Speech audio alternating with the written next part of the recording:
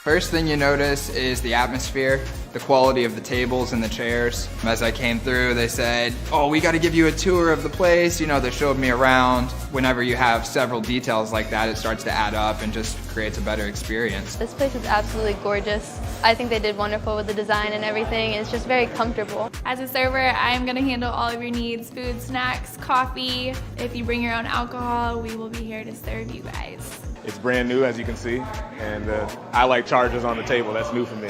Come play. It's going to be a great time. The building is absolutely gorgeous. It just has a great open area, for people to just hang out, have a good time. The management is focused on just creating a positive experience for everyone. We're going to have an armed guard at the front, making sure no one brings any weapons in, make it safe for everybody inside. Their promotions are really starting to bring people in, and as it grows, it's definitely going to compete with the other rooms in the area and probably overtake them. We have some of the best tournaments going on, some of the best cash games as well.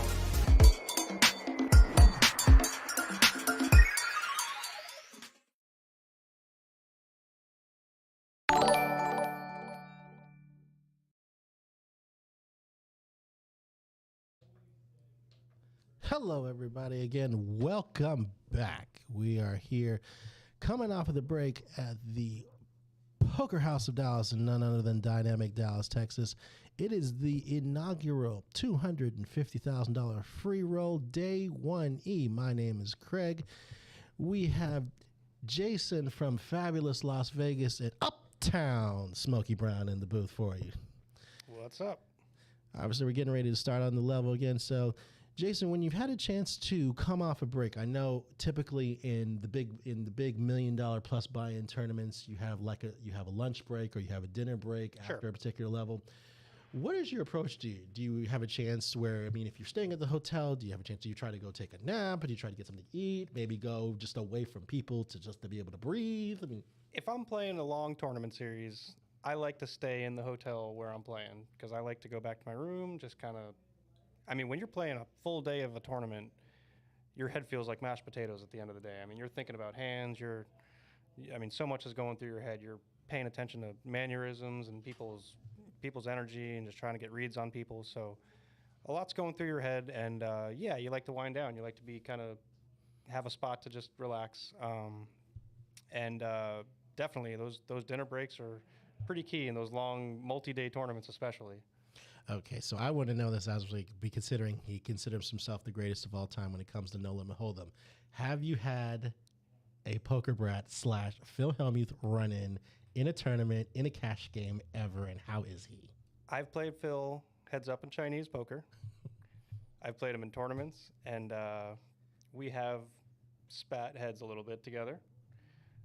He is a poker brat. That's he gets his name for the reason that he has his name, and but Phil reads well. Phil does things unconventionally, like a lot of players don't. But like I said, Phil was part of that generation that really helped, grow the game. So. And is it true? Because obviously, I've only heard the stories from on television. Is it true he lost $536,000 on a private jet back from Monte Carlo to Phil Ivey and Patrick Antonius playing open-faced Chinese? Very likely. Very likely. Wow. Okay, folks. Well, if anything, this is Jason. This is a man of the 702 that would know all of the well-known name players and even a few that you don't know, but that have deep enough pockets to know. As we get ready to go into the break, we got a new set of players, and we got a new deal. We got Yanni coming in. I like to call him Sleeping Yanni because the first time I met him, he was coming out of a 24-hour session, and he fell asleep in the corner, which is kind of hilarious. But we got some well-known people in the poker community of Dallas. We got sitting at the table. So as we come down, we got Lonnie with action. Lonnie, we got our own Lonnie. Wait a minute, Lonnie's still playing? He's got a phone. You got Craig Miles with 10-7. He's going to lead down. You got Dora, not Dora the Explorer. She's going to flow down ace and 2. And you got Esteban with the hammer. He's calling with the hammer. Calls with the 7 deuce. 7 deuce. You got Luke with the 98 O's. He's going to check. We're going to see a flop. You got JC with Jack 10. Here comes the flop.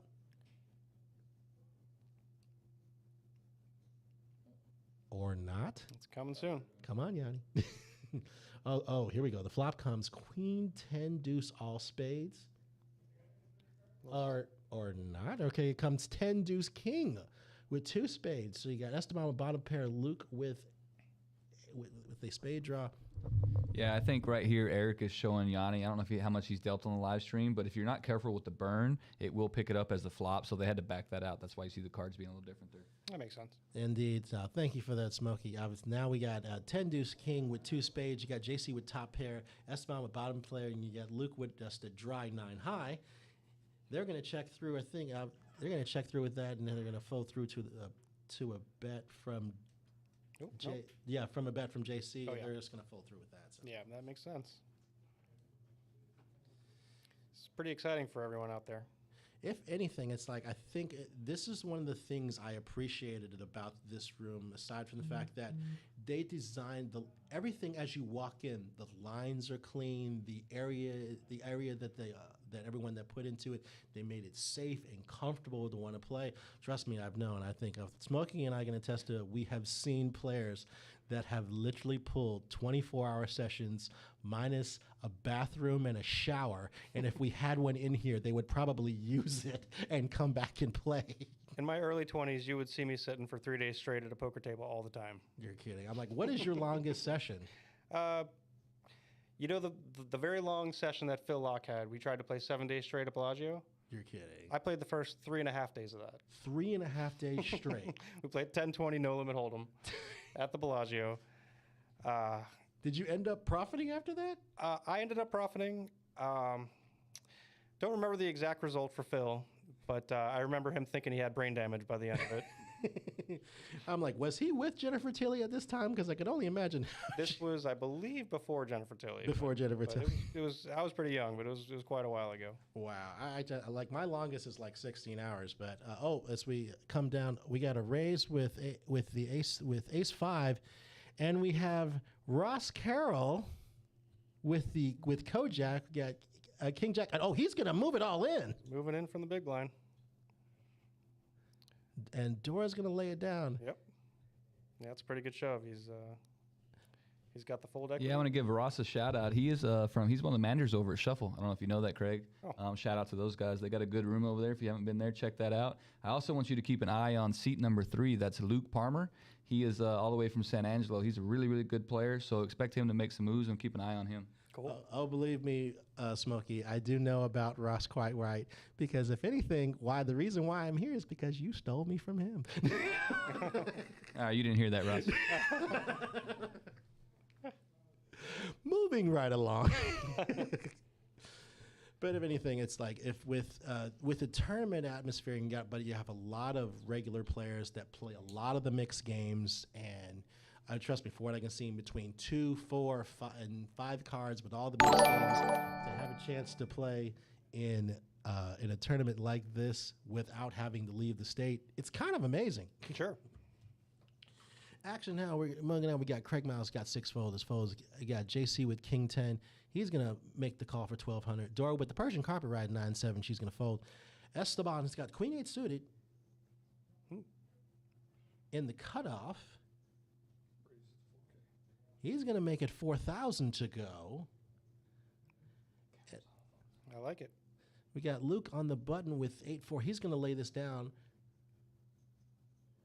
Playing his position. If anything, you got Ross. He's going to fold the king queen, and it looks like, if anything, Esteban with the 3-bet's going to take it down. I mean, there's 3,000 in the pot every orbit right now, every hand. And with this, we got 28 players left, and I was doing some rough math in this, Smoke. I figured it's going to play down to about, if it's 15%, it'll play down to 12. How many people? We had 79.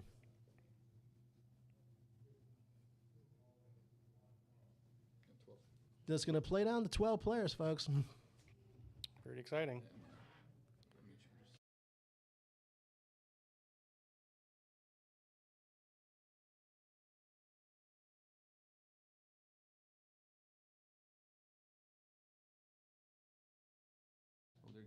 Smokey's had a chance to remind me. Actually, before I say anything about that, well, yeah, Craig, my namesake, but not by relation, he's picked up the big dukes. He's got pocket kings under the gun. Moving in under the gun? And yeah, I would too. He's going to play this one, but you got Jace here. He's got ace jack, and this is a big decision here with the fact that he's got less than 20 bigs. Will he make this play? He's going to lay down the ace jack, and I think from the looks of it, it's going to get folded around, and these kings are going to take this down. Yeah, they sure are. I think if Craig just open raised, he might have got shoved on by the ace jack. Absolutely. So, but sometimes it's like it's better to win a small pot than lose your tournament life. Yeah, there's no doubt about that. And a funny thing, obviously, that Smokey just told me that we had to tell you the reach of this tournament, we had a poker legend, a poker Hall of Famer playing in day 1E. None other than the big man himself, T.J. Cloutier. T.J. Cloutier. He played in this tournament. If you know anything about poker, he is in the Poker Hall of Fame. 6-time bracelet winner. I believe he has the Triple Crown in Omaha, I believe, Jason, with high, low, and Omaha 8 or better. He has bracelets in all three of those disciplines. I'm not 100% sure about that. I think you might be right. And I believe so. This is the one thing I do know specifically. He was the first player in the history of the World Series of Poker to amass $1 million in career earnings without ever winning the main event. Correct. And most people will remember that obviously that he did for a while, still lives in Richardson, Texas. He did play pro football in the CFL, but also he was the MVP of the 55 Rose Bowl.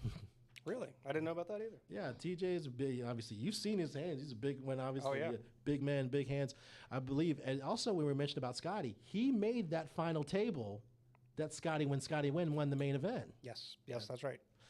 So when you got right there, when you have a Poker Hall of Famer that comes and plays your tournament, it tells you we got to be doing something right here at Poker House of Dallas. Yeah, that's right. Moving around, we got the action here. It's going to be folded across, for the looks of it, to Craig with 7-8, who's going to fold after a raise by Dory. Taken down to 3,000.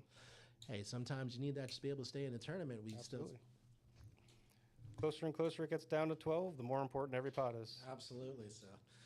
So if anything, but here we got a brief chip count here. Esteban's going to be our chip leader right down. We got Dory second. We got Lonnie home court here, sentimental with 30,000.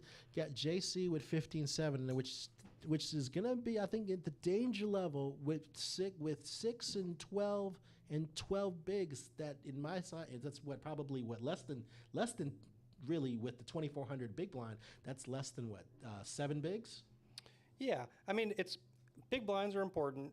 And the new age of thinking too is not the new age, but the big theory is paying attention to how much it's costing you each orbit. So it's costing you 3,000 a round right now. I think we may have some fireworks here. We got Dory with pocket jacks. We got Esteban with 7s, and Ross and Lonnie both with ace queen. This is definitely going to be Ross is going to put it in with ace queen for 26,800. Lonnie has the same amount, and it's going to be put to. Is it going to be put to the decision? This is a big hand. Yeah, we'll see what he does here. I mean, he's in the cutoff. He's got a couple people behind him. This is a big hand, but I stay to say, with people behind him, do you really want to put all your tournament life on this, knowing someone has gone all in ahead of you? It's almost his whole stack to call right now. I mean, he'll be left with 3,000 to 4,000 left if he calls and loses. It's a pretty big decision. Yeah, this is huge. Honestly, I don't know if I want to put in my whole stack on just ace queen, knowing that there are still people behind me.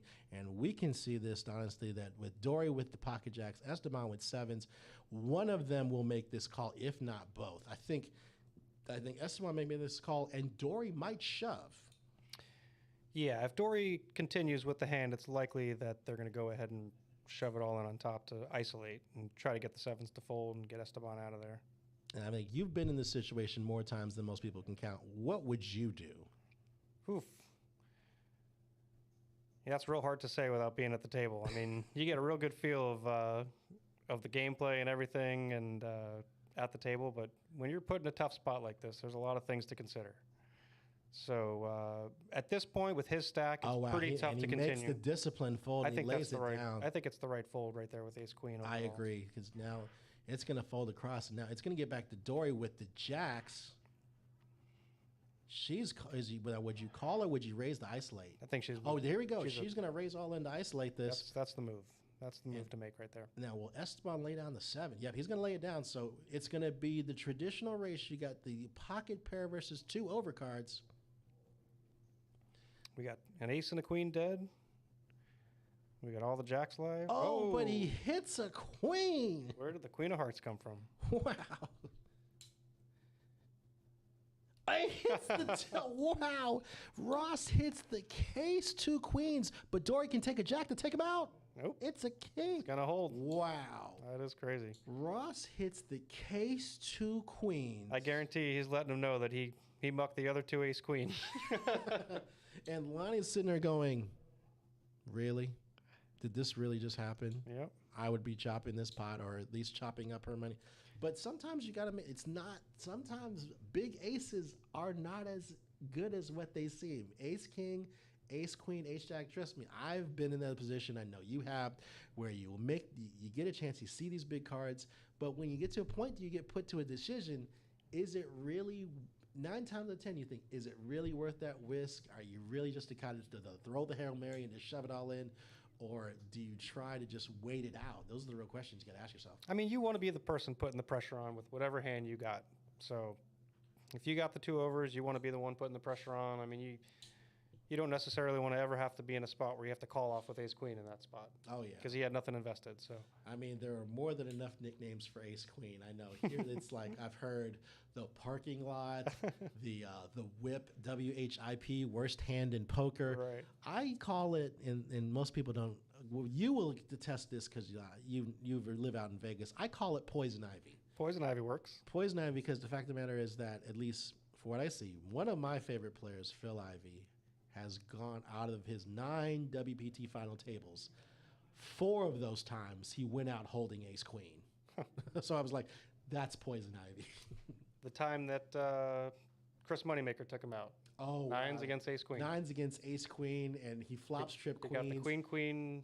Ivy turns the 9, 9 at the turn. and it rivers the ace. And the scary part is then it happened again the year Mike Misraki made the final table. He did the same thing with trip queens against the pocket 9s. That's exactly where he right. flopped trip queens, and then the turn came a 9, and then the turn came up. It's like, literally, are we in the Twilight Zone? For that to happen about, I think, 8 years apart? Yep. That was crazy. Yep. Mike's another good friend of mine he lives back in South Florida right now. So. Oh, yeah. I think with the brothers, it's like Mike, Eric, and Donnie. Don, yeah. There are a couple of them. But actually, a friend of mine, which I've always been the thing, like, why didn't I buy into her? She asked me to buy a piece, is Stacy Madison. I had a chance to buy a piece of her in the main event when she made the run. Oh, wow. And I didn't. And just like, I'm sitting there going, I just threw $14,000 away. If I had $1 for every one of those stories that I have, I mean. I could have bought a piece of her. And it was, what was the guy's name that said 9 high like a boss? You know what I'm talking about. It was, he kept making this move with 9 high against her, and then it sucked because Stacy ended up going out in the main event holding aces. Oh, right. And the guy with king queen makes trip kings. I'm like, oh. Man, what a memory you got. Although I think it was the year Ray Romano played, where, how crazy is it? And I remember it was part of the ESPN telecast. Uh-huh. The guy that wore a wife beater with the red hair, he made a bet. It was an Asian gentleman. He just shoved all the chips all in. It was like 4 aces against a royal flush? Yeah. Yep. Quad aces. He rolls over the royal flush. The other right goes over quad aces. I'm like, I'm surprised he didn't go into therapy knowing your last hand of the main event is quad aces. Oh, look at this hand. Here we go. We got bottom set. Versus an open-ended inside straight flush draw. Dory, there's almost no way the money's not going in. I know, it's got to be, honestly. Esteban is with bottom set, Dory with straight and Raise, flush. call, here we there go. it is. Snap, snap. Here we go. You got an inside straight flush draw versus bottom set. I'll tell you, Esteban didn't want to see that hand. Oh, no. Oh, never mind. Wait, no, she's got exactly one out. And it's a heart, It was but it's an upside upside down. And Dory has been eliminated from the tournament. Brutal couple of hands for her right in a row. Wow, that's rough. After the jacks and the wake up with the inside straight flush draw. Now those are finicky. I always say any of those draws are finicky. Yeah, you have a straight draw. Yeah, you have a flush draw. Sure. Yeah, you have a straight flush draw, and it looks appealing. But realistically, is it really worth playing that strong? No, depends. I mean, like I said, when you're the aggressor, when you have a bunch of equity, it's a lot better than being the guy in the spot that's calling down. Yeah, so that obviously this is a perfect example of that. I'm pretty sure Dory will fire again, ladies and gentlemen. We still have 3 day ones left. We have multiple flights. Again, this is a tournament that allows you that you will take your best. If you do bag chips at the end of the day, you will take your best bag forward into day 2, which you will also cash. So come on down to the Poker House Dallas. We're at 1676 Regal Row in dynamic Dallas, Texas. Come on in and take a shot at this money. Come get this money now. So we're going to go into the next hand. We got Ross here with Queen Jack. Ross has been very fortunate. He's going to make a raise. Under the gun. Lonnie's got King Queen. He's going to call. And you got Craig down here with the Ace High. He's thinking he's going to fold. You should see a lot more selective weak aces folding now in this stage. Absolutely so. As I say that, looks like we might get a loose call by the Ace-5 from the small blind. Yeah. And you got Luke here. He's gonna obviously he's getting so much to make this call down here. So you have an ace and a whole lot of paint going to the flop. I'm gonna bet we're gonna see a bunch of low cards here. Gotta be. Here's the flop. Up we got 8, 10, 3. The ace high is ahead, but you got Ross with a inside straight draw. It's gonna get checked around to him, and Lonnie's gonna fire at this pot. Unless Ross gets a little tricky here, he might take this pot down. So here's the fold. Luke's gonna lay this down. Will Ross make a play with the inside straight draw? No, he's gonna lay this down. 1 for the home team. There you go. Nice play. So as we are now, we got a little bit less than 9 minutes left in this level. We still have 27 players. Remember, we're going to take this down to 12. So as we look at the chip count, excuse me, Jason with 163,000, JC in the danger zone, and Craig limited as well with about 19,000. So if anything, with 3,000 every orbit, Jason, what do you think is going to be? Are you just basically just pick a spot and go, or, I mean, how as you approach a tournament, knowing that for some people this may be their first tournament, they play a lot of cash, they don't play too many tournaments.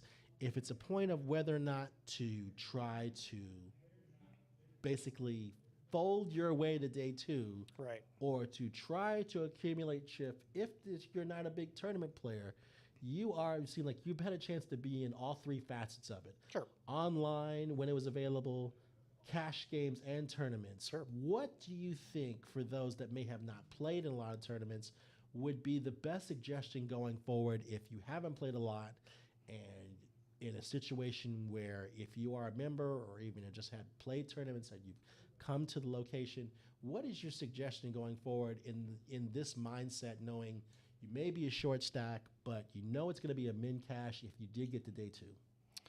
Well, there's different mindsets from different players. A lot of people like to play loose and try to accumulate early when blinds are 100, 200 and real small, and then they like to basically mend their strategy based on the stack that they build. If they build a lot of chips, then they like to, they have more room to be patient and wait around, so they'll tighten up later in the day. But then you have the more aggressive players that, they'll like to pick their spots early, but they like to wait till the blinds get up and try to take advantage of weakness and try to pick up the pots when they get, when there's more money in the pot at this stage of the tournament. So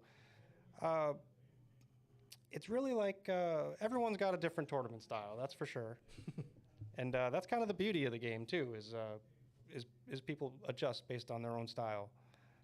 I definitely like to find weakness throughout the tournament, especially when the blinds go up. I like to try to re-raise and 3-bet and take advantage of people when I think they're weak, especially raising in later positions and stuff like that, because people know to play position. Absolutely. So if you take it one level above that, take advantage of that mindset and when you see people playing position, you try to take advantage of them. I think there is not a better situation than that than, I believe, 1983. Jack Strauss, where the story behind him is that he pushed his chips all in. There was one $500 chip underneath the cocktail napkin. He used that one $500 chip to rally all the way to win the main event. Now everyone says chip at a chair. Exactly. And speaking of that, JC has put all of his chips in with Big Slick Ace King. Ross, is he going to make the call with King Queen? And yes, he does. Lonnie with the 5 and dime is going to fold this. Jay may be the chip leader, but I think he's going to dump 8 high. Yeah, I'd say so. So we're going to go. It's going to be Ace King for JC. JC has a much stronger hand than he should with that stack in this position. So King Queen looked like a loose call, but really it was 10 big blinds. And an ace on the flop. But JC's got a huge lead going this. He's going to need a jack or 2 running queens. Only a jack will save him. Or JC's going to double up.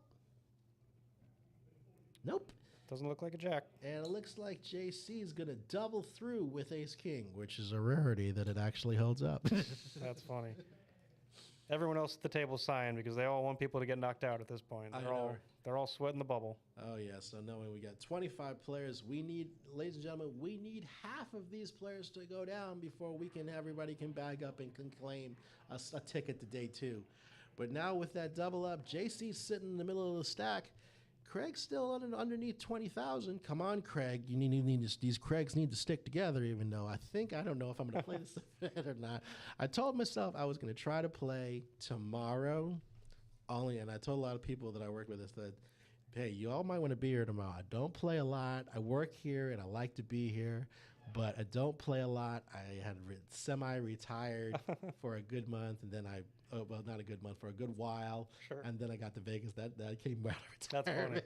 That's funny. I've been kind of focused on cash games for the last maybe 5-6 years, so it was kind of refreshing to play a live tournament. I haven't played too many live tournaments, especially in the last couple of years during COVID. Oh, wow. So took a little bit of a break, but yeah, the strategy between cash games and tournaments varies so widely. I mean, it's a different game. Absolutely. Now with cash game, I gotta say this. So you've been fortunate enough that you played low limit, you played mid limit, you played mixed games, you played the big high stakes limits. Now one thing I like to manage, and I think I'm gonna put that question on hold because we've got two pairs here. We got some hands. You got Craig with the Wayne Gretzky hand, the 99s. You got Jamie with 10s. He decided just to raise it up instead of shoving all in. Oh, wow.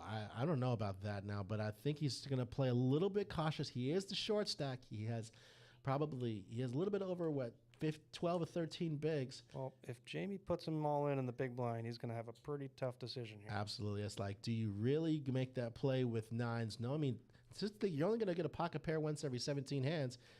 And it looks like, is he just calling? Did he just call? He might be.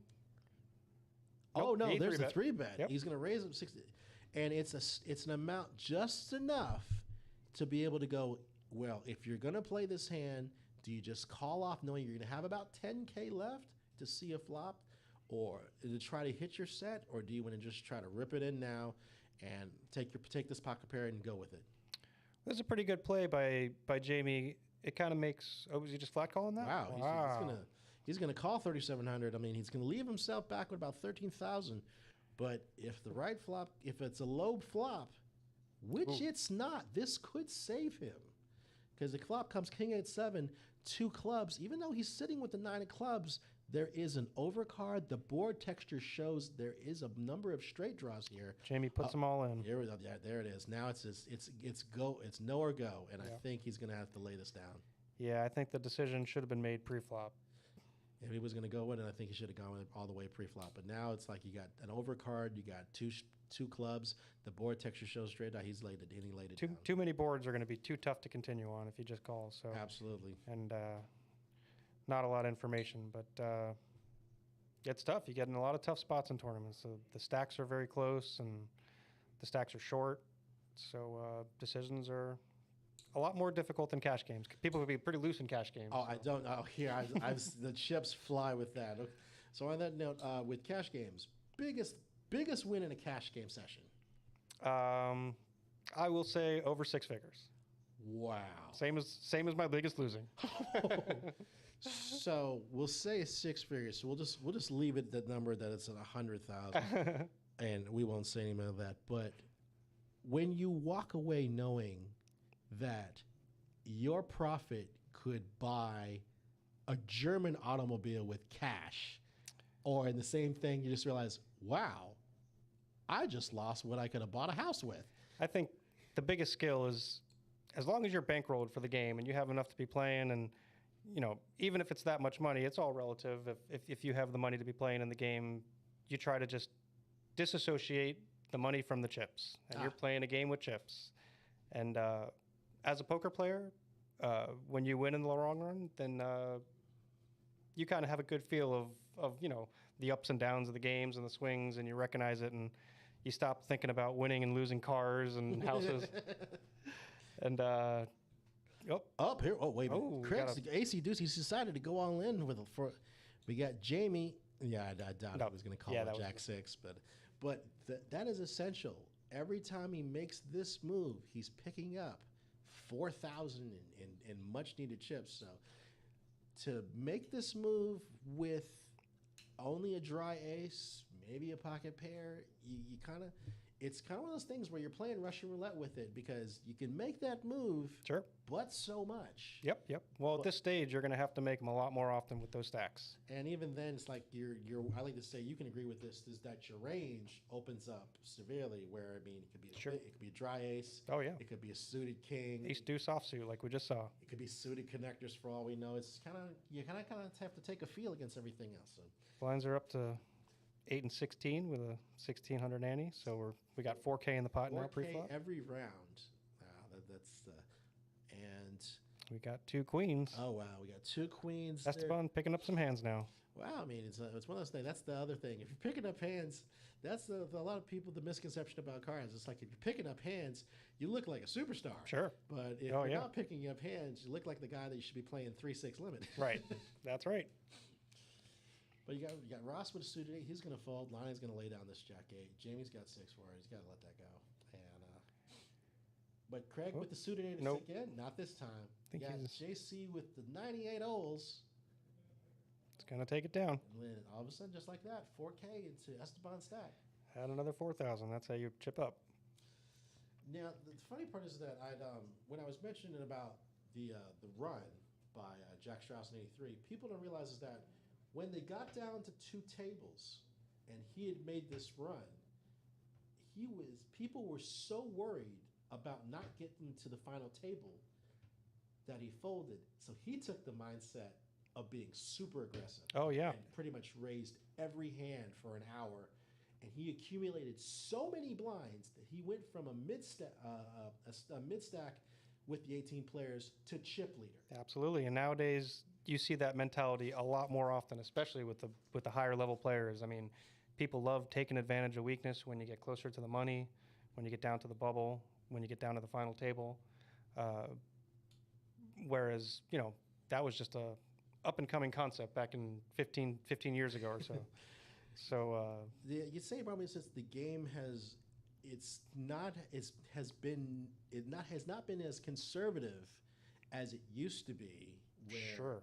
Now is, I would say, more A lot more pre-flop aggression. right. That's a lot more of how the game's evolved in the past decade or so. Case in point, you got Jamie with 6s here. He's going to make a 3,500 to go, and he's going to get the ace and the king. I'm pretty sure this, even though he's the chip leader, he's going to lay He's this taking down. this one Jamie's gonna down. lay it down. But you never know. I mean, you get some surprising plays at this stage. I mean, sometimes when you got 20 big blinds, you'll see someone try to put the pressure on and shove all in to put someone at risk with almost anything at this stage. So you never know. Have you had the chance in a tournament that you've had someone beat, that if someone has had you beat pre-flop, and you got them to lay down the bigger hand? Oh, absolutely. Countless times. Countless times. I mean, there's a lot of real thin situations where people have to make big folds. I mean, and sometimes you even realize it. You you feel like the range of hands that they have is a much better hand than yours, but you know that they're very likely to fold it, and if you put the pressure on them. So.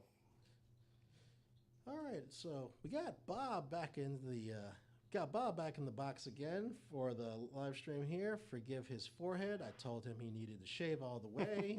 I said next time we'll get him some suntan oil. We got Jamie again. He's got a big hand. He's got ace queen. All the big stacks are getting the hands. They all look like geniuses. I know, right? It's like nowadays it's bad enough when you're getting the chips and you're catching cards. I'm like, it makes this game so much easier. Oh yeah. But I mean, when you're running good and you get hands like that, like when I go on a stretch where I'm getting a lot of good hands and people are just laying down to me and I feel like I'm wasting these hands, then I start feeling like, all right, I can start stealing a lot more too. I mean, you take advantage of that image. You take advantage of your aggression, and until people start adjusting to you, you don't have to readjust back. And that's the beauty of the game. Are you a player that honestly, if you get that after you've made all these plays, are you a player that you show or you don't show?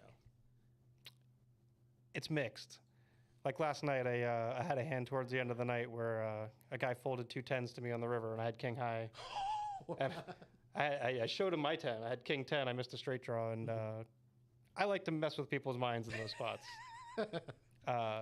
especially late in the tournament because, I mean, it's different in a cash game or a tournament, but I mean, in the tournament, at this point, you're kind of, we were on the bubble, and you want someone to bust. So if you can kind of tilt someone or change their mindset or perspective and open up their game just by showing them a bluff or something, maybe you get something out of it. Oh yeah, absolutely. So I know there have been enough times that and I'll say this, okay, because like I like to call it I'm tight aggressive. Honestly, when I have it, you might as well just fold or just give me your money. If I don't, I'll play the situation. It's again basically like you said, it's the player. It's like to say it's the player, it's the position, it's the pot. Sure. Those are the 3 Ps I look at because based on those things, it allows you to be able to coordinate every situation that you come across, whether it be a cash game or tournament. And I take those in situations, and you have some people that look at you and like, you called me down with what? And I'm like, well, I could explain it to you, but you still won't like me anyway. It leaves me going, he's honest. Yep. You're setting up your image perfect. Exactly. As we look at the chip tap, we got Jay on top with 147,000. Esteban there with about 70, going down all the way down to about Craig that's sitting there with 20. He's still holding on. It's just a question. I think he's again trying to find a good spot to make the double up. Obviously, when it's 4,000 around, you don't have that many opportunities. You're gonna have to make a play or kind of play very cautiously going down the stretch. So. Sure. Yeah, I mean, you can go through a bad stretch of cards where you just get blinded out, and sometimes you got to pick your spots sooner than later. Sometimes you really got to pay attention to weakness. I mean, sometimes you got to shove 9 deuce in the button. You never know. I can only imagine. I think it was the one of the few times I can remember that it's like I had a situation where I took my favorite hand and I stand behind it because it's like my greatest run ever fell on my 21st birthday, and I took my hand 4 ways, a 4-way all in, and I'll say it was 7-8 offsuit. I took it 4 ways all in against ace queen, ace king, pocket 10s, and pocket kings. Oh, jeez. What a flop coming 9-4 deuce, 8-8. There you go. It was a $4,600 pot, and I got up and I ran around the poker room.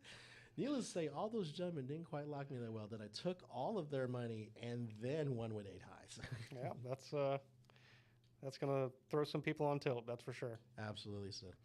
But let's see, moving forward. So now again, going to the next hand, it's with the way that the structure is, which I can appreciate. Yeah, Smokey being able to pop back in.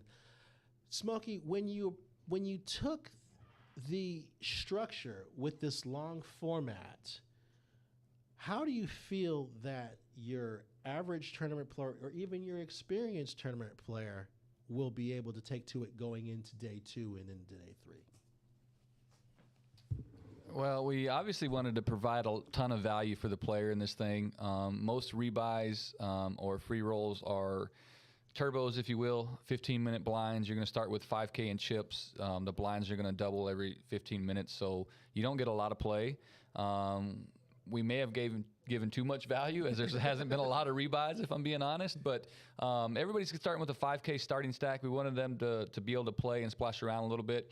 So the amount of chips that's in play after you do the mega add-on, and if you choose to elect to do the first add-on, there's a lot of chips in play. I think we're going to come back to like 1 in 2,000 on day 2. So most of the stacks are right around 100,000. I don't have any idea what the average is, but I'm assuming it's 80 to 100,000 from what I've seen. We have one player that has over 400,000 going into day 2.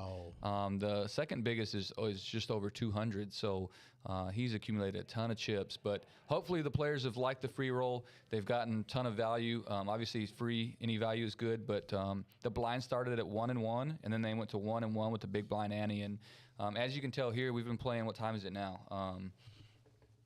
Let's see. They're 6.5 hours in this tournament. We're 8, 16, and 16, and I haven't seen the graphic. I just popped back in, but I'm assuming most everybody has 20 to 40 big blinds still. So absolutely. So, which tells you something. Thank you for that, Smokey. But it tells you, ladies and gentlemen, look, the team here has accommodated not just this tournament, but the room, the location, the staff, the atmosphere, to you, to be you, the poker player, you, the consumer that's going to take advantage of this. Everything is magnificent with this. They make it a point where, I hate to say this, but we make it a point where you don't want to leave. No, I completely agree. I felt like the structure was great yesterday. I mean, I felt like I was playing $1,000 tournament. I mean, there was so much play. The players were all enjoying it, and yeah, there's a lot of poker going on where you don't really see that in a free roll tournament like this. So. Absolutely, and if anything, I know Smokey's probably been back and forth between the floor and not with all of the cash games. Ladies and gentlemen, we kid you not, there are the cash games, the mixed games here. There are tournaments, multiple tournaments during the week in multiple disciplines. They're affordable, and if anything else, and this is my opinion, and even though there are additional options to play. Obviously, we have Ross here, that is the GM of Shuffle 214, raising it up to 3,500. We're all in here together on this one with poker in this area of Dallas. But come on down. It's a great place to play, and I'm not saying this to be biased because I'm here, but it's an excellent place to come here. Yeah, we just want the opportunity to earn your business. Like you mentioned, there are other places to play, and what's good for those guys is good for us. We want to continue to build poker in the community of Dallas and continue to build the player base. There's enough poker to go around for everybody, but you're super excited. Come by, give us a chance to earn your business. You'll love the facility. We have an armed guy at the front door 24/7. He's wanting people down. There's no weapons allowed. We've got guys in the parking lot. We've got hot food. There's burgers. There's cheesesteaks. We have dealers from across the country, from Vegas, from Florida, so very professional staff here. Good-looking cocktails. Yeah, cocktail waitresses. It's BYOB establishment. You can bring your booze in, check in at the bar. The sodas and water, it's all complimentary. So anything that you're looking for in a poker room, we're going to have it right here at Poker House Dallas. And the best part is we are in Dallas. There's no need to drive to Oklahoma anymore. Absolutely. And if anything, I'm going to try to catch him before he goes. I think with this live stream, I believe, Smokey, in the future, aside from this tournament, we will be doing. Yeah, let me stop you. You got a hand here. There we go. We got the chip leader with the Dukes with pocket kings. He's going to make this raise. Eskimon, he's going to fold pocket fours. Ross has ducks and a mid-range stack. I don't know. I think he's been known to been very aggressive with this. Will he make a raise with this? He's going to smooth call this. I think the rest is going to fold across with this. He's going to try to sneak in there and see a flop. Is Jamie going to go with the Woolworths with the 5 and dime? Nope. Craig with Queen 9 now. He's with only 10,000. If we get the right flop, we might see fireworks with this. Here's the flop. Nope. Well, we got an ace on the flop. We got an interesting flop. Indeed. Jay's to act first. Well, he's not afraid of that ace. We got the 2 kings. He's going to lead out with this. Ross is in position, so nope, he didn't. He's going to lay this down, obviously. With the $10,000 chip bet, he's bet quarter of his stack. And I think if it didn't, he's not trying to be cute with this, obviously. Now we got 23 players. We're only 11 away from the end. Isn't that funny? Every time you got pocket kings, it's a rule in Texas Hold'em. I don't know if you know this or not, but it's a rule. If you have pocket kings, there's always going to be an ace on the flop. I Ace like magnet. the continuation bet. He doesn't give Ross the chance to bluff him off the hand. He puts a C bet in and he gets it through. But what was your question? No, I didn't have any question. No, I was just saying it's ace magnets. No, you were before we started went to that hand. We were discussing. Oh yes, I said aside from this tournament through the live stream through the, as you can see at the bottom of us, through Twitter and Twitch and Facebook and YouTube, I believe you say we're going to start streaming cash games, are we? Yeah, we want to be streaming 3 or 4 nights a week here. Like I said, this is literally a test run for us right here. As you can tell, we've fixed some of the lighting issues. We still have a lot of shadowing going on. Like, this is literally a test run for us. It's going to take us a while to perfect this. We want to get to a spot where we're streaming 3 or 4 cash games a week. We have a big 5, 10, 25 game that plays here. We'd like to get those guys on the stream. If you're a 1-2 player or a 2-5 player, don't worry. We can get you guys on the stream just as well. We have a whole bunch of bloggers that want to come in. This is going to be a really good thing for Poker House Dallas, and we're super excited to have it here. And I am super excited to be able to have the opportunity to be on the headphones with this. And Smokey, I appreciate that. I know you got to give out. He's a busy man, ladies and gentlemen. Yeah, guys, I'll check back in. I just wanted to come and see, make sure my boy Luke was still in this thing. I'm rooting for him. Luke Palmer there with the 9-3. We've got Jay in here still, so it looks like Alani's still in here. So there's a few guys rooting for everybody at this table, but a few guys I'm really pulling for. So I'll stop back in. All right, thanks, Smokey. I appreciate it, man. Thanks a bunch, Smokey. Uptown Smokey Brown for you, ladies and gentlemen. All right, you got JC that makes the call with Queen Jack. You got Esteban with the speed limit. We're gonna see a flop here. Absolutely, he's gonna make this call with the 2 5s.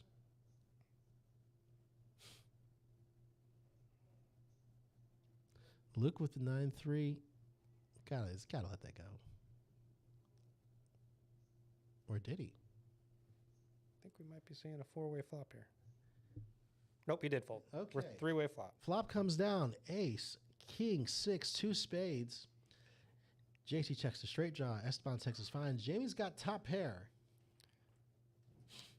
Yeah, at this stage, with JC's stack, it's going to be hard for him to continue once Jamie bets. Absolutely. Makes it 6,500 to go. He's going to lay this down. Obviously, Esteban's looking at 3 overcards. He can't possibly continue.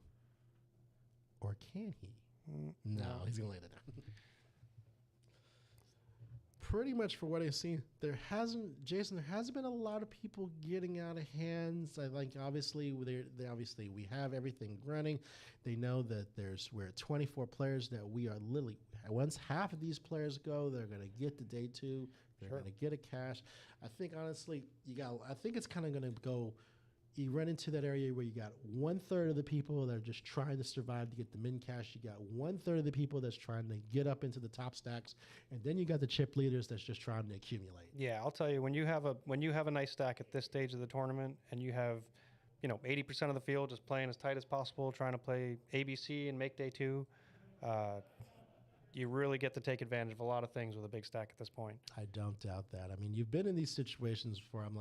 And you've been in situations, you make deep runs, you've made final tables. It's when you are at this point where you've been a deep stack, you're a big stack, and you've had a chance to sit with a group of players, you've been able to study them against everything else. Is it a point where you're like, where you find a player and you just keep trying to make that play, making them to push, or you just kind of evaluate each player and you know how to study it, whether they be a big stack, whether they're teetering, to just be able to just, we got a big hand here. JC looking down at 2 queens with the big stack, with the chip leader to his left. We got the ace 10 of diamonds raising it up. I can't imagine he's going to do anything but this. It's all Shove in. it all in. JC ships it all in for 29,100. You got the big stack with ace 10. Should be an easy fold for Jay in the big blind.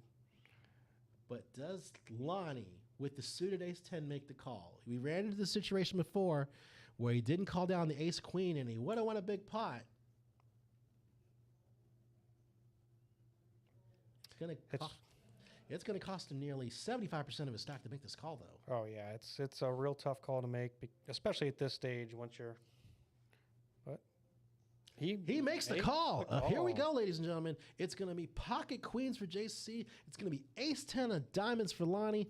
JC is a favorite right now, knowing that we know an ace and a 10 have been folded. Here we go. It's one of the home team here. It's going to be whether or not he stays in. He's going to have a big stack, or he's going to be chipped down. Yeah, both of them pretty close in chips. So. Here's the flop. Oh wow! It comes 7, king, queen. JC's flopped the middle set. Lonnie has a straight draw. It's actually not the worst flop. Needs a jack to stay in. Lonnie, because he picks up and out with all 4 jacks. Needs a jack. Just the aces, but. And it's a deuce, and it looks like the set of queens will double through JC. Lonnie is decimated. Oof.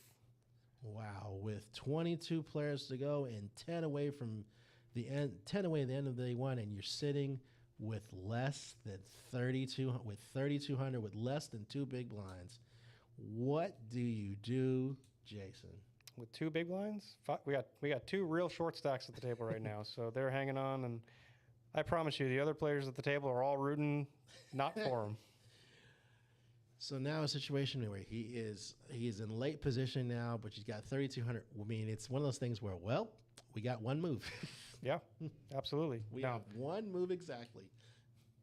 Yeah, the shorter your stack is, the less maneuverability you have at this stage, that's for sure. And less decisions you got to have to make now. Oh, yeah, it makes it easy for you, that's for sure. But obviously, but you've been in a position, I know, where you've seen a short stack turn into a mountain and vice versa. Oh, yeah. But that's the beauty of tournaments. I mean, you can run 2 big blinds up to a average stack in no time at this stage. So, I mean, you can get a quadruple up in one hand and be right back in the game. Well, we're going to find out soon. I mean, Lonnie is the short stack, but he's going to dump the 4-3 because he got Jay. What is it? The chip later wakes up with 2 jacks? It's almost unfair. Yeah, so also sure you're going to have all the chips and be a card rack. Yeah. That's what, you gotta love that. So, but you got Jamie that with 10-7. Yes, I know this is the hand that won the World Series this year, but it's still 10-7 now. 10-7. That's a fold. Craig with the 10-9. You got JC with an ace, but he just doubled through. And I know this man. He is a gambler. I think you're going to see him take a stab in the button. He is a gambler. He makes it a point as a gambler. Yep. He makes a race. But you got the big stack with 2 jacks. Is he going to smooth call? He just smooth calls this. So you got JC with ace-7. You got Jay with 2 jacks. Here's the flop. Oh, wow. It comes ace, deuce, floor. JC is caught up in a hurry. He's got top pair. Jay's going to check. And JC's fortunate has come through. He's going to bet 6,000. Jay's got to let this go. I'm not giving anything. He knows the ace. Obviously, he just doubled through. He immediately regretted that decision. I know. I think. I agree. Do you think obviously if he makes a small 3-bet, does he let? Would he have taken that? He takes that pot down. Yeah, it's if he makes a 3-bet, it's tough with that stack right now to continue with JC stack. I mean, you got so many short stacks. You're close to you're close to day 2. You don't want to make any big mistakes right now. So everyone's playing much more cautiously than they were 2 hours ago. Absolutely. That's for sure. Yeah, Craig's sitting there with 9,500. Lonnie's got 3,200. And if I'm looking at the button right, he may have 3 free hands to look at before he has to make a decision. With knowing, because that way he'll be all in the big for the 3,200. Nowadays you got the big blind ante instead of the ante every hand, so you get to just kind of wait around for your spot. You know exactly how many hands you got and free. It's become a lot more popular, the big blind ante, in the last 5 years or so. Absolutely. Will he make a stand with the king queen? It looks like it. At least Lonnie has gone all in with king queen off. Oh yeah, at this point you got to go with the king queen. That's. But yeah, Luke, he's all in for, I believe, the 3,200. But you got, let's see, we got, still got some players. You got Jamie there Oh, he had more than that. So, okay, I'm looking at math wrong. Lonnie's all in for 15,000. Jay's gonna fold. Esteban's gonna fold. Will Luke call with the dry ace? No, he's gonna lay that down. He's going to get it through. I don't think he gets it through for a 3K stack. I'm like, okay, was I looking at it? Were the numbers wrong initially, Jason? I thought he had 3,200. I think it was first. That's what I said at first. But Okay, so, well, folks, as you can see here, we got about 6 minutes left in this level. We got 22 players. We're out of the 79 left. We are going to get down to 10. As you can see, the VPIC level, Esteban's on top with this, entering with 32%. Everyone here by the middle, I can see Craig and Lonnie there with 12%, but for obvious reasons those numbers are low, being a low stack at the table. And we got Katie. We got Katie, who's wearing Yolanda's name tag. I'm sorry, Katie, honestly, but we got Katie at the table. Excellent dealer. Called her out. Sorry, Katie. Yolanda. Moving right along to the next hand, it's going to lead with Jamie. He's going to fold the 6. He's going to fold that 6-3. It looks like it's going to be folded. Lonnie's going to be praying for a call here. Yeah. At least one call. He's got 2 jacks. He's hoping someone's looking for weakness. He's got 2 jacks. We're hoping at least, please let the big stack call me. Please, please, please. No. Fold. It's like, wow. I wasted. Look at him. It's like, I wasted. You give me 2 jacks now. It's almost more frustrating to win the pot that way with that stack at this stage of the tournament because you're looking to double up with that stack right now. That's for sure. Exactly. You're sitting there going, really? You're gonna give me 2 jacks in late position. No one's raising. No one's getting out of hand. I'm trying to double through here. Oh well. Next hand. Going forward here, it's like knowing that it looks like. My estimates here is that with the number of players that we still have, we still got 3 day ones here. I think it's going to be we're going to carry about 130 players to day 2. You said you're sitting with what, 156,000? 151.5 is what I got. So 151,000. You're going to come into this with about 75 big blinds. And you know the chip leader there sitting out with 400. Now, I mean, you've seen it, I've seen it. Being a chip leader in day 2 means absolutely nothing.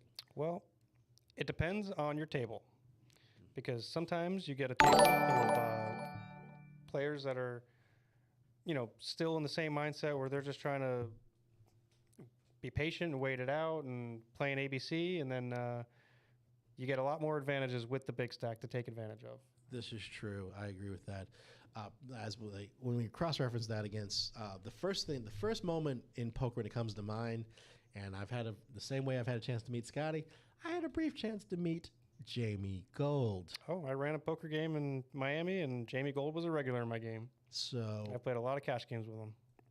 For those that don't know this, Jamie Gold is the 2006 world champion of poker. But wait a minute. Ooh. Lonnie has shoved. He has shoved all in. Oh wow! They went all in and called. Lonnie has top pair and a flush draw. Jamie has top 2 pair. This is gonna Jamie is a slight favorite, and an 8 on the turn. It's gonna come down to a club. Club only. Oh, he got it. Oh, what a heartbreak that is. Wow. Look at that. He takes King 5 up against top 2 pair and gets there. Well, that's the luck about this, folks, ladies and gentlemen. I can say in some cases, most people will say 99% skill, 1% luck, and then in other cases, it'll be 99% luck, 1% skill. But just to say, Lonnie has doubled up, and sometimes it just takes that little bit of momentum. Sure. That carries you on. Absolutely. But going back to what I was saying with Jamie Gold, how do you run like God for 7 days? I think the last time I remember anybody saw him was on day 3, where he had about 437,000, and by the end of the day, he had 4 million. He couldn't do anything wrong in that tournament. He talked everyone into folding when they should have called. He talked everyone into calling when they should have folded. Nothing went against him in that tournament, that's for sure. I mean, how do you run it's 12, 13, 14-hour days, and you literally you didn't get hit in the head. It was like Mike Tyson hitting you in the head with the deck. Sure. There was nothing he could do wrong. I mean, aside from that, don't get me wrong, a lot of people think he did a few things upside down and backwards, and no, you shouldn't do that, or he was telling people his hands. They created the Jamie Gold rule at the World Series for talking about your hand. I know, right? And it's crazy. And you sit here, you go, and then you had, but on top of that, to have, in my opinion, one of the best, I mean, aside from anything else, to have Johnny Chan as your head coach, that literally is like being a basketball player having Michael Jackson and, I mean, see, not Michael Jackson, Michael Jordan and Phil Jackson as your brothers. Right. Like, how do you go wrong? Yep. Yeah, but you know, Jamie ran really good. People have a lot of opinions of him, but he's a fun player. He creates a lot of atmosphere at the table. He likes to bluff. He thinks of himself as the best bluffer in the world. So, well, you know, 7 days of winning the largest main event in history will do that. yeah. I can attest to that. So he was the best bluffer in the world that month. That's for sure. Absolutely. All right, as we move around along, it seemed like it's going to get folded across. You got Jamie on the button with ace-8. I don't think he's going to get out of line. He makes a small raise. Craig has literally no chips he's going to fold, but this is the scary part because now he's going to have less than 6,000 with will he be able to get through the blinds to make a decision with that? Yep. Well, he's the button now, so he's got an orbit. Again, obviously now we're down to 21 players, folks. We're 9 away. We're 9 away from bags. And that's a thing under the situation. All what any player in any tournament wants to get to every day. At the end of every day, let me get to a bag. Let me get to a bag. Yeah.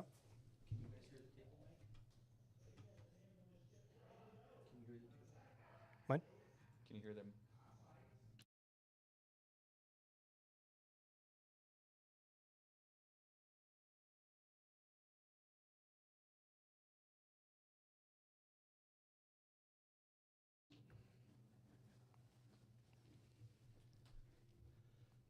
We got Luke with ace-jack trying to pick up a pot.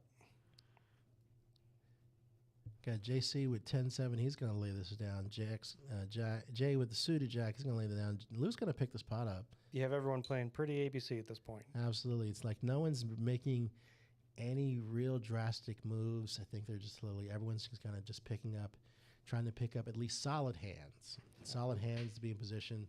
Here's the under your pre-flop raises. And it's pretty consistent aside from Jamie. You look at that's one big stack. Jay, who is the chip leader at this table, only 4% entering the pots, which tells you alone he's had a chance to acquire these chips. It's pretty much on lockdown. You're not going to see him in action unless it's solid or he's in position. That's right. He's looking to smooth sail it.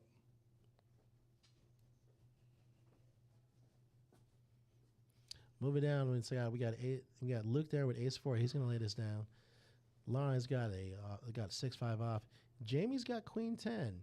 He has been entering pots. He's going to smooth call this. Oh. JC on the button with ace-queen. This should be interesting. We haven't seen too many open calling yet. He is a gambler. I think he's going to put in the race here. 7,000.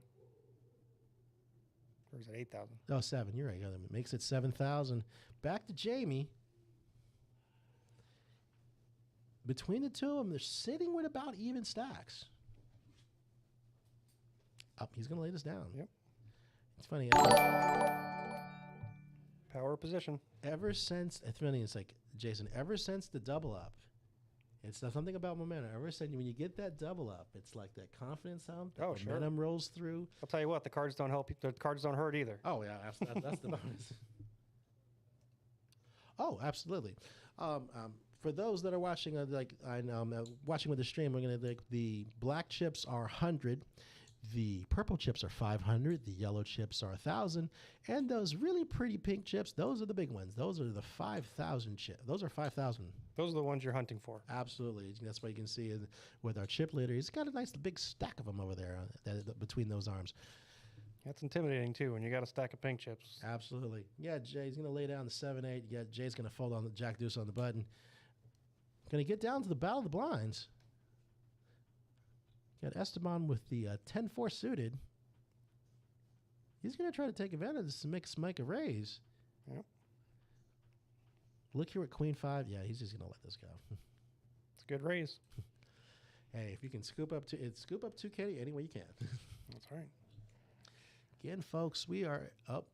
We have 25 minutes in this in level 12.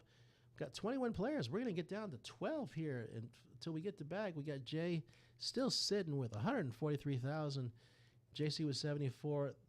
Pretty much big stacks. Then Craig still holding on. Man, I could feel Craig's frustration. I've been in that situation too many times. You just kind of looking to pick up a hand and rip it. He's got an ace. He's got to go with it. Here it is. Up there, right on cue. And it's the best hand. Right on cue. He's got ace 3, and he moves all in. And from the looks of it, it might get through. You got JC with king 9 off. He's going to lay this down. Esteban with queen 5. Wow. He's going to lay this down. Luke with queen deuce. What? Lonnie, well, got enough chips to take a shot. He's got 8-6. It's going to cost him, what? 3,500 to make this call. Is 8 high? Question is 8 high good enough to make the call? He's got 2 live cards. If he sees it, he'd make the call. Agreed. Oh, wow. Craig loves that. I promise you that. He definitely prefers the fold than the call. Oh, actually, let me look over a second here and look at our Twitch chat here.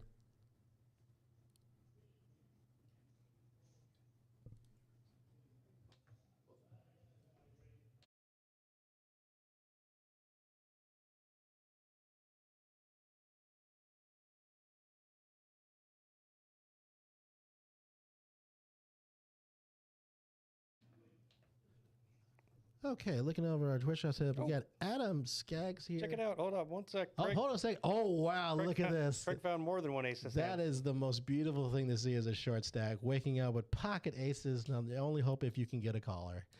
And the answer is, all together now.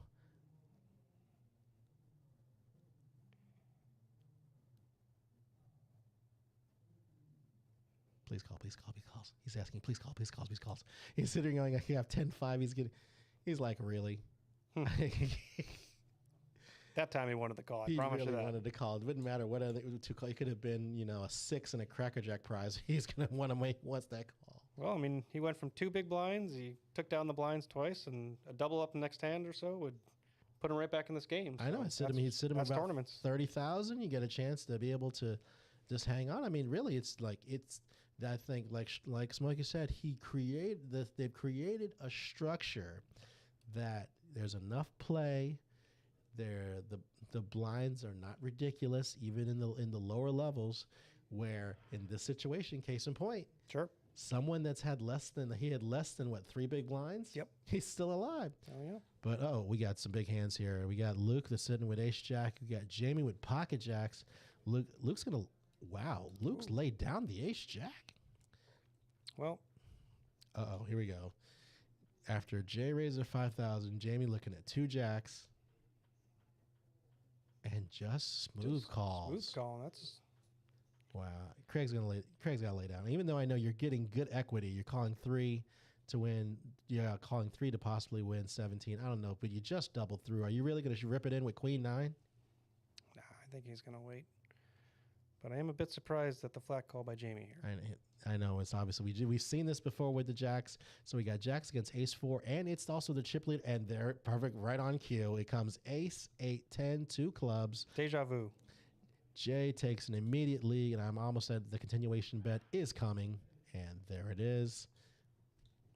Makes it 10K to go. Even though you do have the jack of clubs, you got backdoor straight, you got backdoor flush. I highly doubt he's going to call. This is also the chip leader right now. Yep.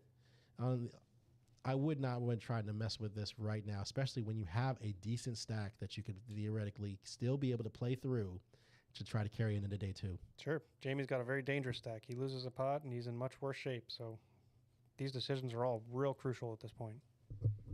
Yeah, and I think that's why he limped it. He just decided to call the jacks. He was hoping no overs come on the flop, and then he can make a move. And so look for him to get away from this hand right here. No, I agree.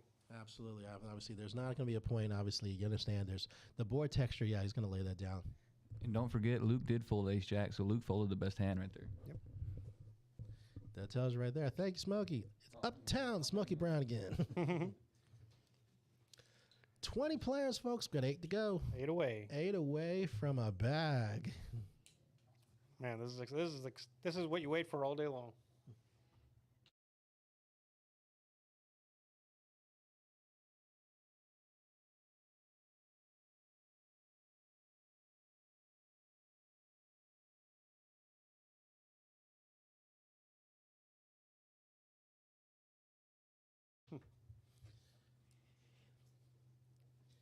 All right, moving right along. Obviously, we got Line's going to fold the 8-3 here.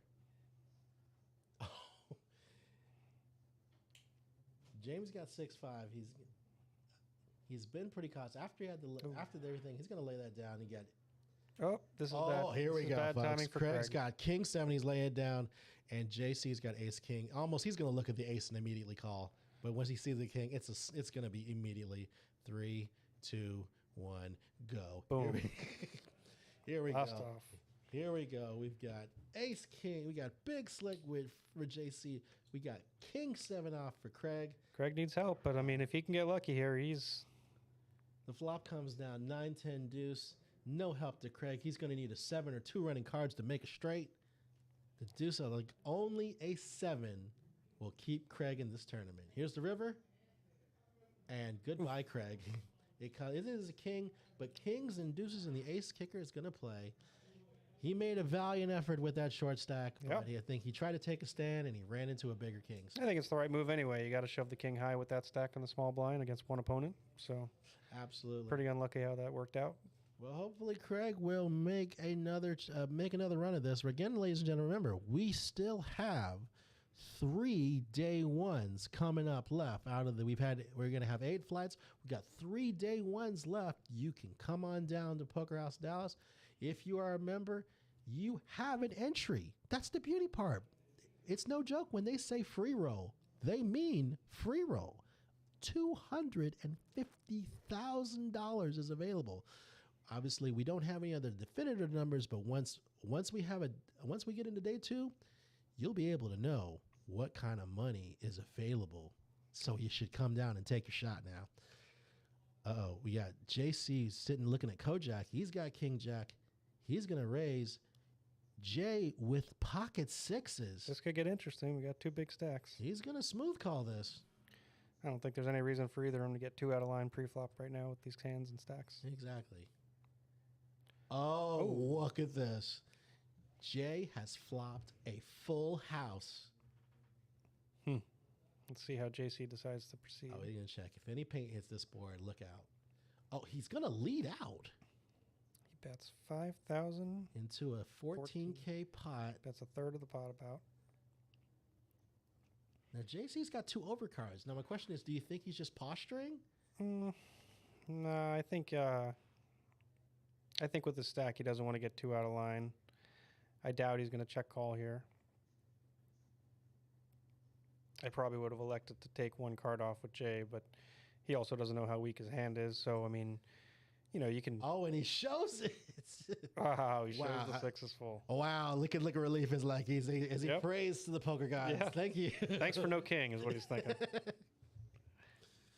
Wow, look at that. I'm like, now, I mean, to have that kind of hand, to have the flop a full house, and you're in early position, I'm like, you've had, would you have sat on it? Would you have? At this stage, yeah, you want to set as many traps as possible when you make those bigger hands because you have very little opportunities to make big hands at this stage, and they don't come around very often, and it's more aggression at this point. So when you make big hands, you want to let other people be the aggressor and feed right into your hand. Absolutely. That's for sure. And they are playing shorthanded, ladies and gentlemen, because they are playing 6-handed, not for the fact that they choose to. The fact of the matter is we have literally 20 players left. So I think it's probably one table of 6 and 2 tables of 7 players. So 20 or 19? It might be 19 now after Craig busted. Oh, that's a good point. So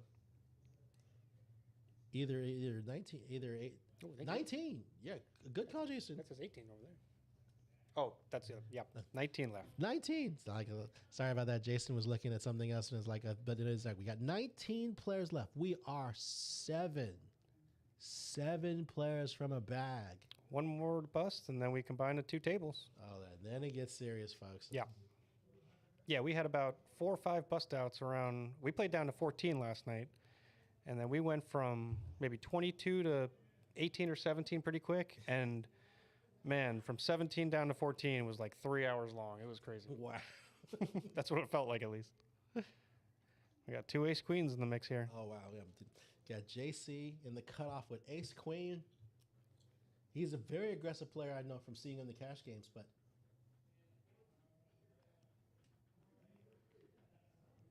This could get interesting. I wonder what Jamie's hand is. I know. So we got. He called with ace queen. Esteban's got. He's ace reaching. Queen, and he's reaching for chips. That's a raise. He's making a move here. Semito Lou's Oh. gonna lay down the kick set. And Jamie has. We don't know. I definitely like the move. I think he may have a pocket pair with this. Obviously, I don't think he's doing this with a big ace. I think he's doing this with a pocket pair. Possibly.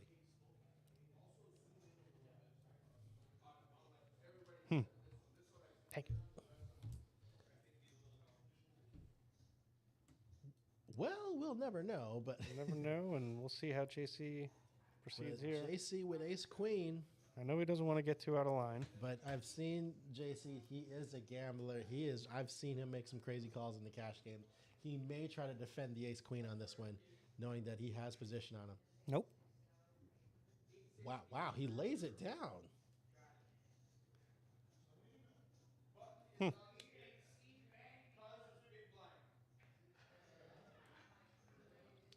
All right, we got 14 minutes left in this level. We got, again, it's 1,000 small, 2,000 big, 2,000 big blind. Andy, that's 5,000 chips every round. And since it's six-handed, it's 3 less hands to make a decision. That's right. Yep. Yep. And until the next person busts and they combine back to 9-handed, it's going to be pretty tense seeing the blinds every 5 hands to 6 hands. Absolutely. So, yeah, JC with 9-6 off. He's going to lay this down. J with the hammer. That's going to fold. Now I got Esteban here with ace-8 suited diamonds.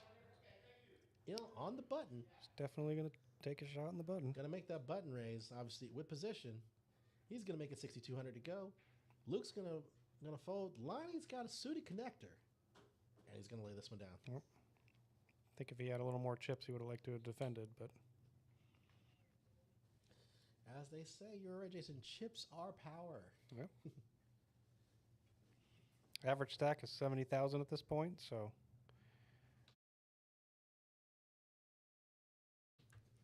Kind of the number you want to stay around.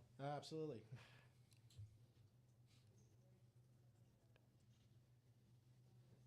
We got some big hands here. We got, well, JC's going to be under the gun. He's going to lay, with the 10-7, he's probably going to lay this one down.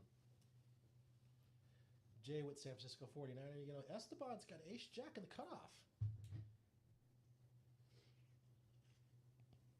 And he smooth calls this.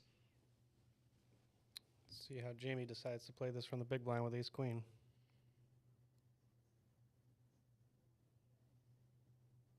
Oh, he puts in the raise. To 22,000. Big raise. If I'm not mistaken, that is about more than half of his stack.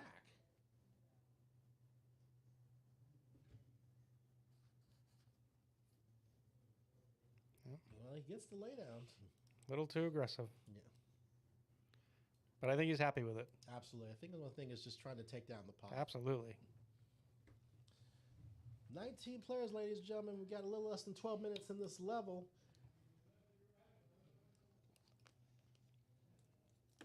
Here's our chip zaps on the table. You got Jay still sitting with 157,000. We got Uptown Smoky Brown's horse Luke Palmer sitting there with 22,000.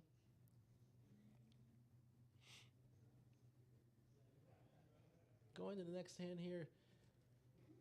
We got Jay under the gun with the hammer. 7 deuce. He's going to lay this one down. Espon's got 6-3. That's a fold. Everyone wants to combine the two tables right now. I guarantee you that. Absolutely. So as we get down to the battle of the blinds. I just took a little ride in the what's the car called? I just took a little ride in the DeLorean in time travel on my way back here, and we were just combining the two tables. So look forward to that here in the next 10 or so minutes. Oh wow. Okay. Well, there you go, fam. Spoiler, but Not a big spoiler, but okay. Here we go. We got a flop of 8-9-7. You got JC with an open end straight draw. You got Jamie with an inside straight draw. The board pairs nines. This is an interesting board here. Nobody has anything yet. Not yet. They both JC check. checks behind. 3 on the river. It looks like the queen jack with Jamie's going to hold up.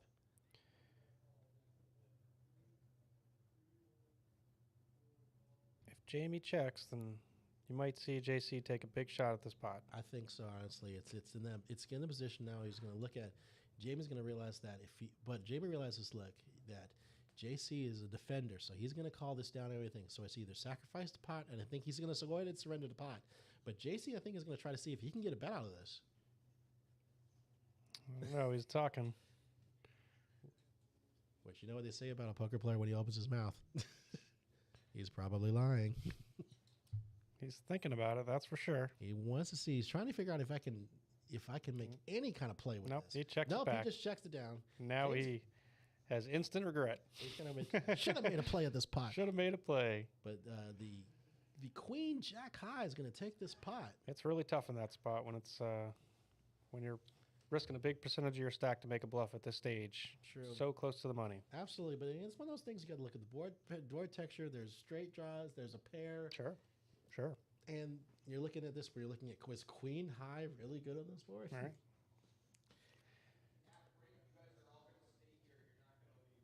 There's a chip count here. Jay's still on top. Luke's as our short stack still alive, which is really what you want to be getting ready to go into day 2. Yep. Oh yeah. Yeah, I'd say 100K is the number you want to take in a day 2 comfortably.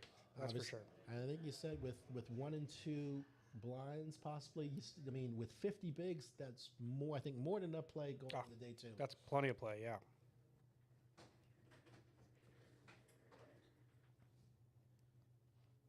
Got Jamie on the button with 9-8 off.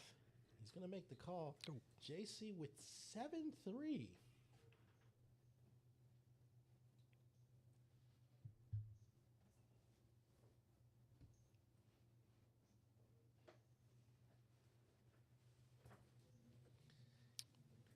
You can do anything here is an option. Fold. You can see a cheap flop, or you can try to take the aggressive route. He's going to make the call, but I think Jay here he's going to check through. We're going to see a flop 3 ways here.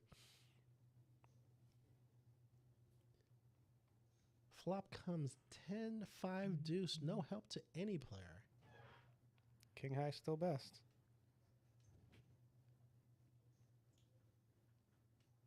JC checks. I think Jay may take a stab at this, knowing he's got the king high. They check through the board. Checked around. Board pairs 5s. Who wants it?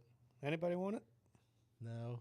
Jamie wants it. Oh, here we go. He's going to take advantage of that position. He's going to lead out and bet. Well, and can't imagine he's not going to take this one down. Got to be, obviously. With the 7 high, that's no good. You got a pair and a flush draw on this board. He knows the king high is supposedly no good, even though it was.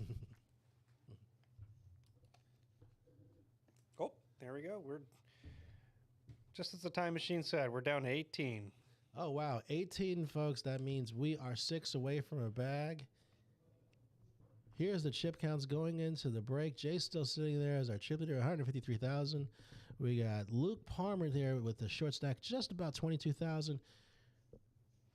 We're going to be on a short break here. We're going to come back and be able to give you more coverage of Day 1E of the $250,000 free roll here at the Poker House of Dallas.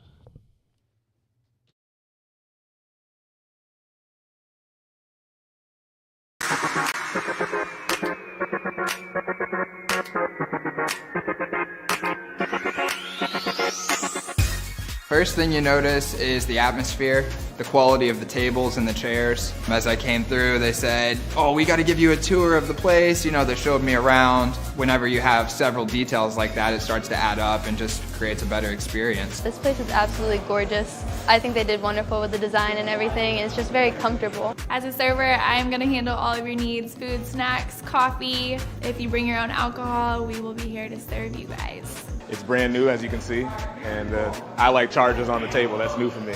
Come play. It's going to be a great time. The building is absolutely gorgeous. It just has a great open area, for people to just hang out, have a good time. The management is focused on just creating a positive experience for everyone. We're going to have an armed guard at the front, making sure no one brings any weapons in, make it safe for everybody inside. Their promotions are really starting to bring people in, and as it grows, it's definitely going to compete with the other rooms in the area and probably overtake them. We have some of the best tournaments going on, some of the best cash games as well.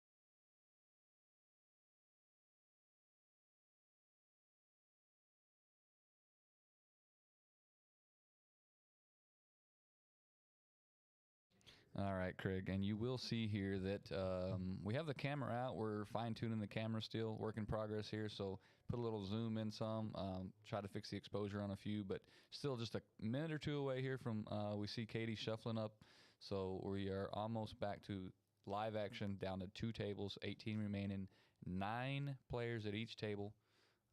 Shouldn't be much longer, but yesterday's stream, very surprising. We got to the bubble, and I bet it was another hour and a half on the bubble. It was insane. I know Jason was just telling that it seemed like this, like when it seemed like it took a couple levels just to knock out 3 players. Yeah, I felt like the majority of the day was the bubble. I think that's when all of a sudden when the faucet turns into a drip. Yeah. Well, we combined now. We're back to 9-handed. All right, everyone, this is it. 18 players. We are 6 away from a bag. We got some new players here at the table. Everyone gets to breathe a little bit and fold a little bit more because we're 9-handed. And we got JC, look at this.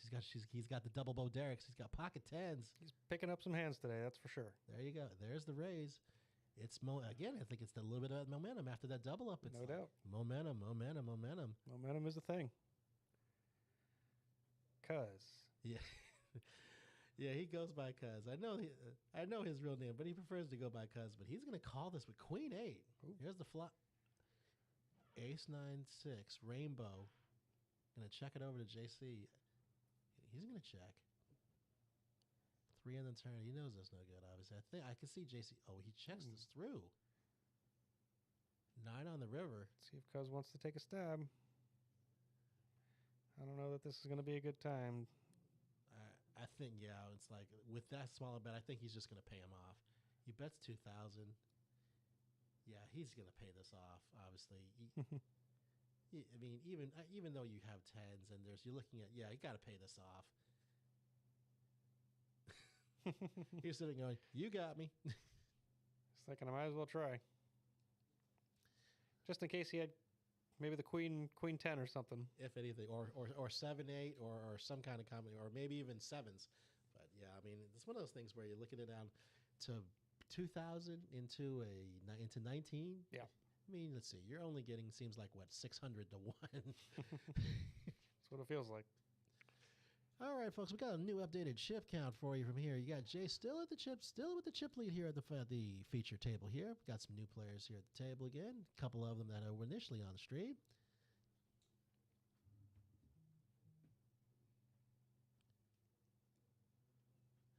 Oh, I almost got Terrell.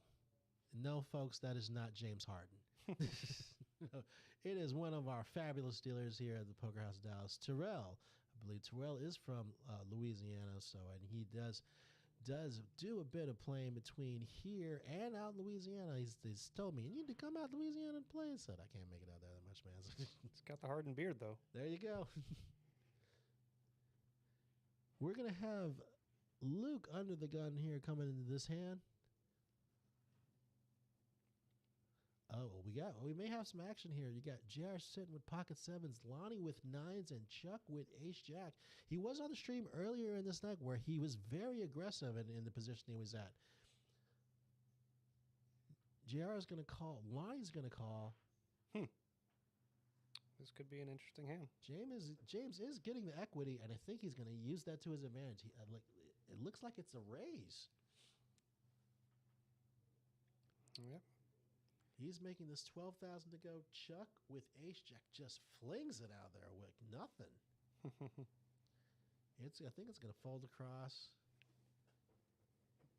Jay's not going to get out of line. Cuz's not going to get out of line. Esteban with 5-4, definitely not. So now it's back to the pairs. Wow.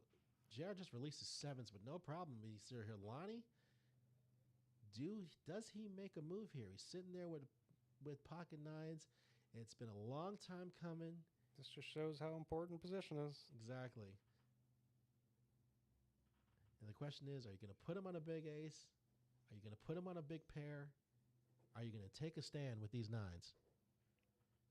The answer is no. I want to see Lonnie get it in there. He's repping the Poker House hoodie. Poker House hoodie has been uber lucky here on this table, so we're kind of rooting for Lonnie. He is another one of our own here at Poker House. I'm surprised I don't know if Smokey would put a bonus on there if any of the final table while wearing any Poker House stuff. Is $250,000 not enough? No, Smokey, it's more than enough, sir. No. But I have one of these. They're ultra comfortable. I know that you could I know there's availability to get any of our Poker House swag. That's almost like we have everything. We have hats. We have T-shirts. We have hoodies. We have caps. We have koozies. For all we know, we may have golf carts at this rate. Tell you what, the food's delicious. Too. And I had a burger at the table yesterday, and it might have been. I mean, it is Texas, so there's a lot of good burgers, but it was a pretty good burger. And also, the burger is also the size of your forehead. It was a big burger. That is huge.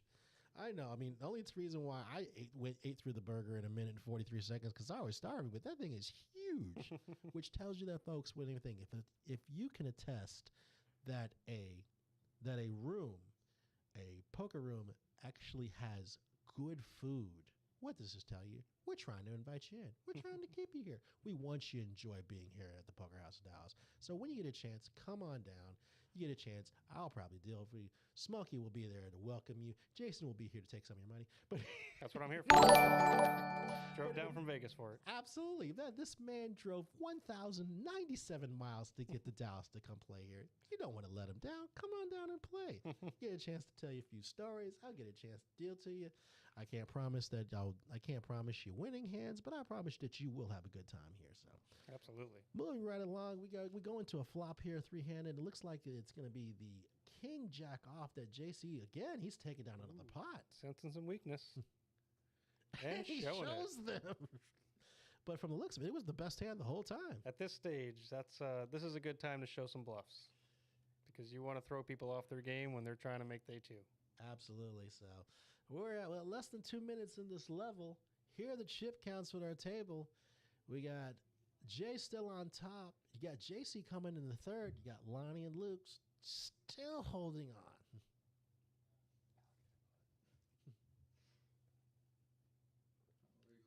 on. Uh-oh. Right there. Uh-oh, Smokey. I figure you want to chirp in on this one. Your boys got queens. Yeah.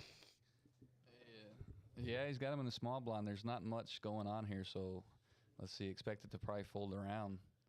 Will anybody get out of line? No.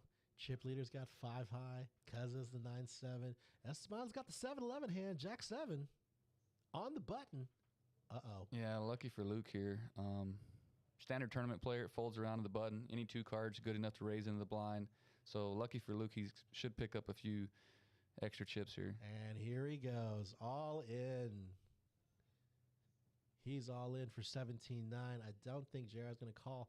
Now it's going to be, it looks like a 10-8 to call. He, from the mum, he is getting 2-1 to make this call.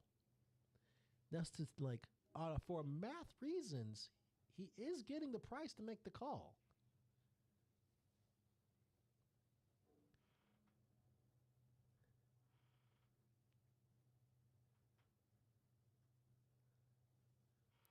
Yeah, let's see what happens. I mean, 11,000 still very important to his stack. He's got 64K. That's going to put him down below 50.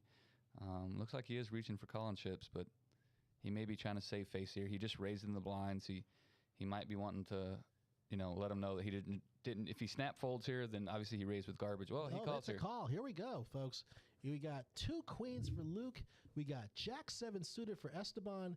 Luke sitting here as a 4-1 favorite. He's still got a healthy stack, even if he loses. I think he's got to take a shot once he puts 7,000 in, and it's oh wow, he flops top set. It's a lot of the times Luke's going to have, ace X or a big ace, and he's going to have 2 live cards with the Jack 7. So wow, and he flops top set. This is pretty much over. Aside from all the jacks left in the deck.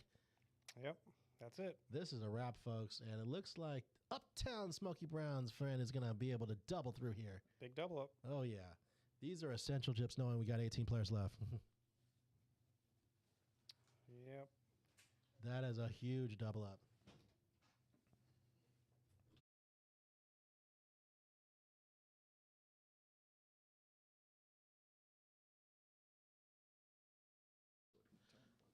All right, everybody. We're going...